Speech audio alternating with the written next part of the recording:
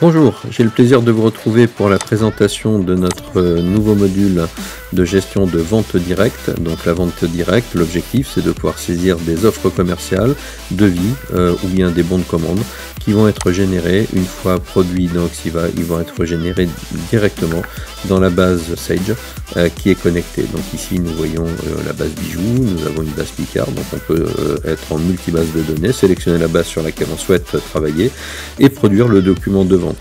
Alors la première étape, eh bien, c'est de venir ici cliquer sur le plus qui est en haut à droite pour créer un nouveau document, de définir le type de document que l'on souhaite créer, est-ce que c'est un devis, est-ce que c'est un bon de commande, de rechercher le client qui est concerné, donc nous pouvons rechercher Ciselure par exemple, et de donner bien sûr la date du jour, et la création du document va permettre de générer l'entête du document avec possibilité de sélectionner l'adresse de livraison, la date de livraison, le mode d'expédition, etc. Tous ces éléments qui vont constituer au final des paramètres soit pour le calcul des frais d'expédition, soit pour le calcul des frais d'approche en fonction des paramétrages qui vont être trouvés en GESCOM au moment de l'intégration de cette pièce de vente. Nous voyons ici que le numéro de document n'est pas affecté, bien puisque c'est Sage qui va affecter en fait le numéro de document une fois que l'intégration dans la base de données va être effective. Alors comment est-ce qu'on va faire pour produire un devis? Bien deux possibilités, soit y aller par des lignes de détail, soit utiliser le catalogue à l'instar de ce qu'on peut retrouver par exemple sur des sites de vente en ligne, des sites e-commerce. Et on va retrouver donc dans la partie supérieure le point d'entrée qui est le point d'entrée, le catalogue, et dessous les produits qui vont être associés au catalogue. Une zone de recherche ici au milieu qui va nous permettre de sélectionner par exemple un produit en particulier si on le souhaite, et cette zone de recherche est multicritère. Là j'ai saisi un début de référence article, mais je pourrais très bien taper bag, et là tous les produits avec le terme bag vont ressortir, que ce soit dans la référence ou dans la désignation. Nous voyons sous ici l'article une valeur, donc c'est la valeur du produit en stock sur le dépôt principal, et on va voir tout à l'heure qu'on va pouvoir avoir beaucoup plus de détails sur ce sujet-là. Alors pour venir mettre un produit dans le panier, bien c'est très simple. Si on veut l'insérer à l'unité, on clique une fois sur le plus ici. Si on veut insérer une quantité définie, je vais en mettre 25 par exemple, je saisis ma quantité et je mets 25. Donc comme j'en avais un déjà dans le panier, eh bien je suis désormais à 26, et on va pouvoir donc faire du picking de cette façon-là en venant ajouter les éléments. Là je viens de cliquer sur un article à gamme, on voyait que la quantité n'était pas présente ici au niveau de notre élément, et on a une petite symbolique. Alors je vais fermer cette fenêtre.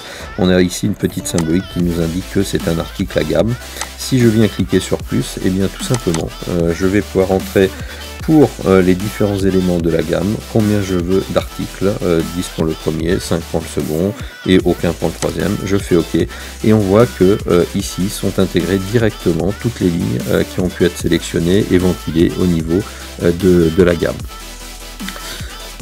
Si je vais au niveau de la fenêtre détail, eh bien je retrouve mes éléments. Alors on a ici une possibilité de bouger les articles si on le souhaite, si pour nous en termes de présentation c'est quelque chose qui est important.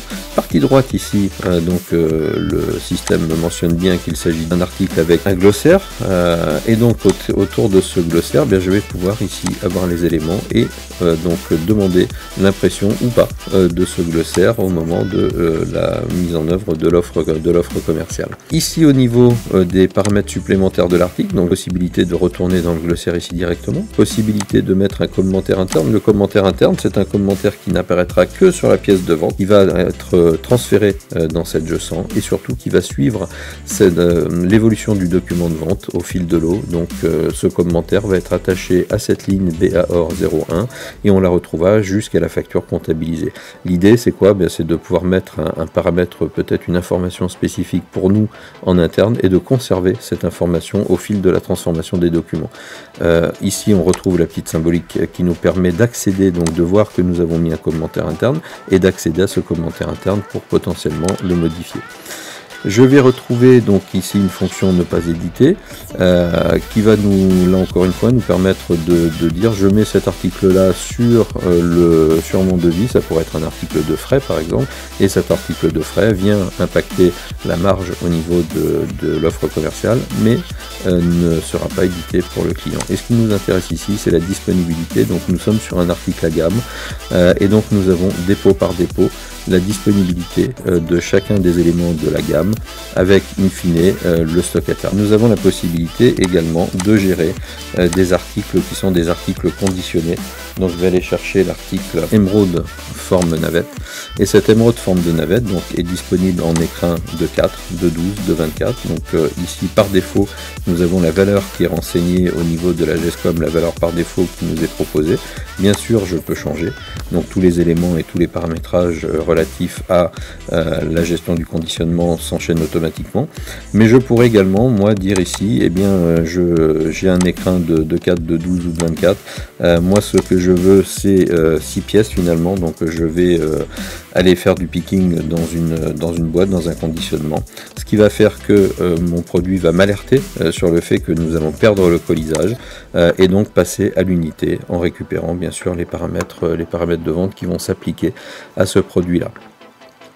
Quand j'ai terminé donc mon offre commerciale, je peux aller bien sûr sur le pied pour voir les éléments et je vais également pouvoir, soit au niveau du détail du document, soit au niveau du document par lui-même, proposer une édition de mon document et pourquoi pas l'imprimer, l'envoyer, le donner à mon client, soit faire un envoi par email de ce document. J'ai terminé mon offre commerciale, donc je peux retourner ici dans la liste des offres. Là je vois que j'ai des offres qui sont en cours, qui sont en attente, puisque l'objectif c'est bien d'utiliser Oxiva pour avoir un module permettant de faire du devis rapide et de l'envoyer dans la GESCOM. Et donc ici, bien, si je veux transférer mon document dans la GESCOM, c'est très simple. Je clique sur transférer le document, je fais OK. Voilà pour la présentation des principales fonctionnalités de notre module de vente directe en liaison avec 7Je100.